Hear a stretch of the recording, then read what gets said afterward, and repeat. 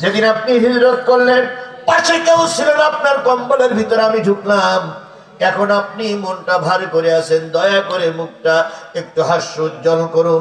নবীজি কিছুই বলে না। শেষ পর্যন্ত সবাই যখন এক বাক্যে বলে বসলেন, ইয়া রাসূলুল্লাহ একটু জবান খুলে বলুন।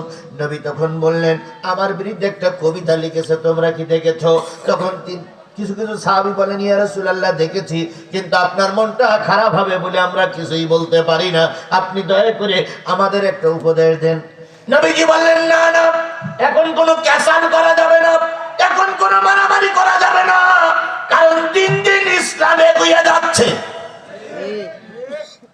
কথাটা বুঝে নিয়েন, বলো।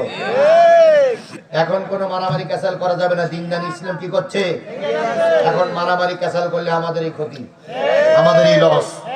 এই জন্য ধৈর্য ধারণ করাটা মঙ্গলের লক্ষণ।